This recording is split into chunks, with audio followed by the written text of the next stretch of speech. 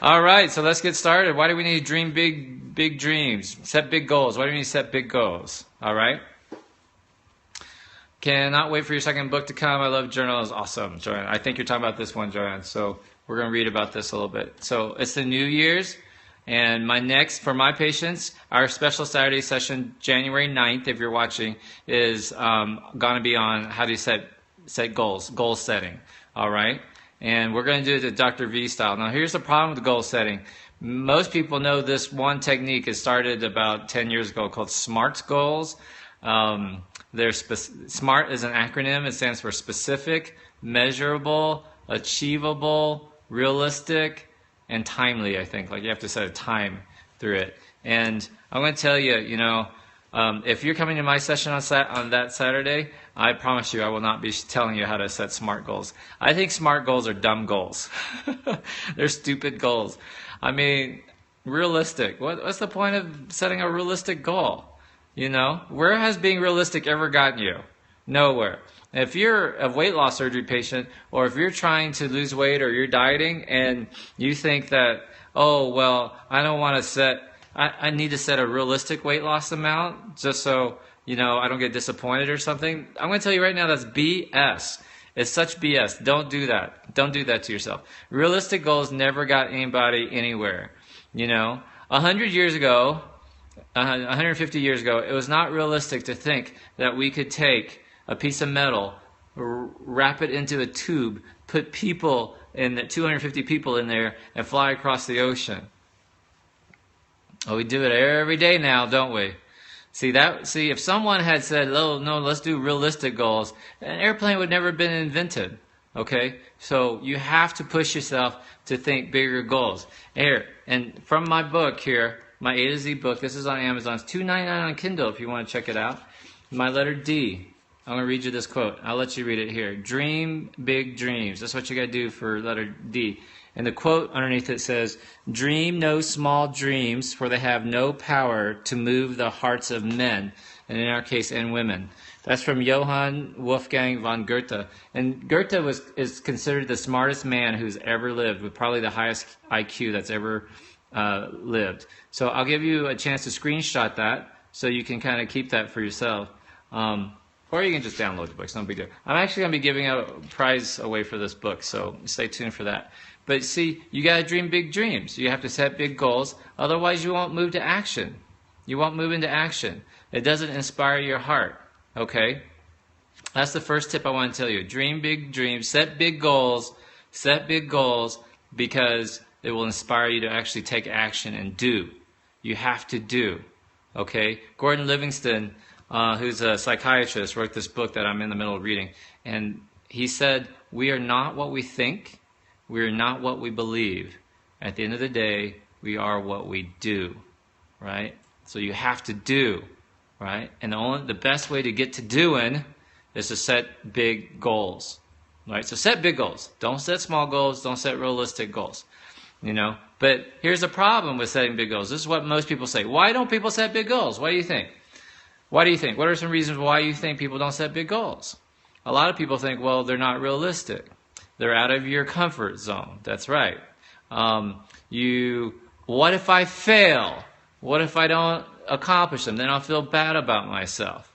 Fear of failure. Fear it might take too long, right? Oh my gosh, why would I go back to college? It would take years. I'll never, all sorts of irrational fears. But here's my second tip. And this is the most important point about the Periscope tonight. So if you're taking notes, I want you to write this down. The reason you want to set big goals, big-ass goals, that's what we call them in my clinic, big-ass goals, it's not to achieve them. That's the mistake people make. People think you need to set big goals so you can achieve them. Answer's no. That's not why I have my patients set big-ass goals. The reason to set big-ass goals and to dream big-ass dreams is because of the person that you have to become in order to achieve those goals. Did you guys hear me? Amen. Give me some amens. If that was an eye-opener for you, give me an amen. That's the key. This is why you set big goals. It's not the accomplishment of the goals, but it's the person that you have to become in trying to achieve that goal. That's the key. Because you're going to have to change. To make your dreams come true, you have to change. To reach your goals, you have to change. You can't do what you've been doing. You're going to fail if you keep doing what you're doing. So if you set big goals, it forces you to change, to question, to say, what don't I know? What else don't I know? What more could I do? Who do I need to read? What periscopes do I need to watch? You know, who do I need to talk to? Who do I need to hang out with? Someone else who's achieved this goal. You see what I'm saying? That's why this is important. This is why you've got to set big-ass goals. Because it's possible. Everything that you have dreamt or thought or think about, someone has already accomplished. I promise you, someone has already accomplished. And if you set the big-ass goal, it'll force you to push, to find that person, to ask the right questions, to seek out help, to explore. Not to just sit back and say, oh, well, I didn't reach my 10-pound, 5-pound weight loss goal. You know, I was just hoping. See, that doesn't get you anywhere. Hope does not get you anywhere. In fact, you can write that down. Dr. Vism, gift number 3 to you. Hope is a dirty 4-letter word. Bam! How about that one for you? Hope is a dirty 4-letter word. See, hope never got anybody anywhere. You can't hope. You have to plan, and then you have to do. That's it. Hoping will not get you anywhere. Plan, then do. And the only way to do is to have a big-ass plan. The only way to have a big-ass plan is to set big-ass goals. That's it. Set big-ass goals, not because you can achieve them. It's because of the person you become in trying. I'm a very different man today than I was last year. You know, I've set some big-ass goals for our clinic. We've hit them all. I've got big-ass goals for myself for 2016, including a television show. And these are things I'm all working on. My 5th book is going to come out next month on lap band struggles. I'm 60% done with my 6th book. I've started writing my 7th book. That's how we do it. That's how you set goals. That's what you do. Right, y'all? So, as you're wrapping down 2015, I want you to take some time, look over 2015. What did I accomplish? What did I do? What did I accomplish? You know, did I meet goals? Did I fail to set goals? And then dust yourself off and say 2016. Let's do it. What do I want to dream? Dream big. And now when you start writing down your goals, you're going to multiply it. I'll teach you that in a different periscope. For those of you who are my patients, January 9th, I'm going to be showing you how to set Dr. V big-ass type of goals. That's what you want. Okay? All right, that ends my rant and rave for 10 minutes. Now, I'll take some questions. This is Real Talk with Dr. V. I'm a bariatric surgeon, director of bariatrics at Loveless Bariatrics in Albuquerque, New Mexico, author of Ultimate Gastric Sleeve Success. I hope that you'll check this out on Amazon.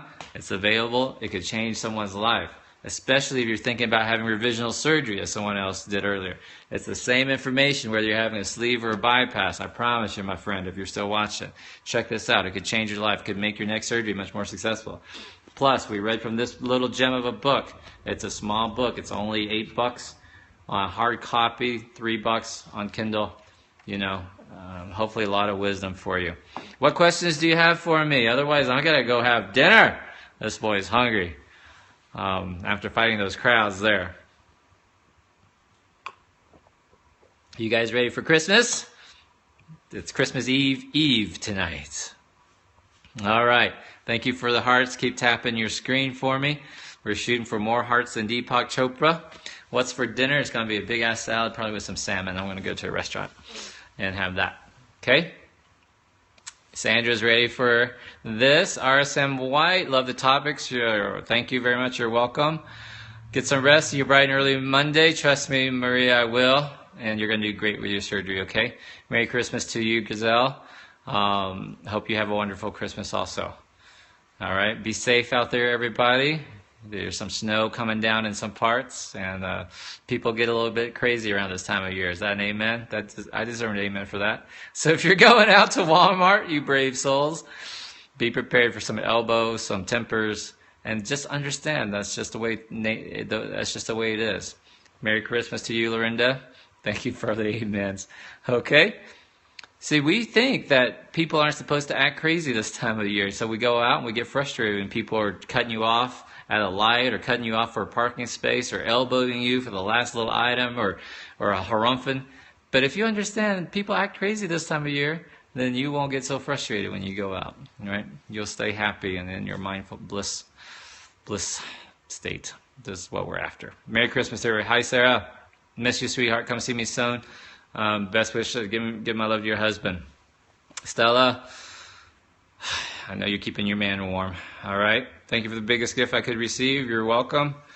For my patients, clear your calendar. January 9th, you want to come to this goal-setting talk that I want to give you. Festivus for the rest of us. That's awesome. All right. You're welcome for your guy. Thank you for your guys. You're welcome. Share. Best luck to you. Okay. Merry Christmas to you, Joe. Merry Christmas to you, everybody. All right. And be safe. I'm going to Periscope tomorrow. It's Christmas Eve. I might be cooking. It might be a cooking show, or I just might wish y'all a Merry Christmas. I don't know. So, I don't know. Do you guys want a cooking show tomorrow night, or are you guys going to be too busy with family? I don't know. You know, everyone's busy with their holidays, and people get mad. Something with tofu. Yeah. Tofu's too easy. I got to think about that. Tofu. I'll think about it. I want something crispy with tofu. Okay? I will. Joanne, good luck to you. And Stella, you're too sweet. Never too busy for me. That's awesome. I'll do a short topic. If you're new to me, follow me on Facebook. I announce the topics. I also do a 4-minute short and sweet summary video. I started to do the one from last night on happiness during the holidays. I ran out of memory on my phone, so I've got to work on that. Okay? Pied Piper, thank you for inviting followers. I appreciate y'all. I'm going to sign off for the night. If you're watching this on the replay, tap your screen, give me hearts. Also on YouTube, I'm going to upload these videos to YouTube, and I'm going to cut out just a little short talk part so you can follow me on YouTube also. Same name, one more time. Follow me on Facebook, Dr. Duck Vuong. It's Duck Vuong. And also on YouTube. All right? Love you all very much. Good night, everybody. Thank you so much for the hearts. Appreciate more hearts than Deepak Chopra. I need more followers, though, man. He's like flying away with followers, so invite people. Good night, Roxy. Be safe traveling. Good night, everybody. You're welcome.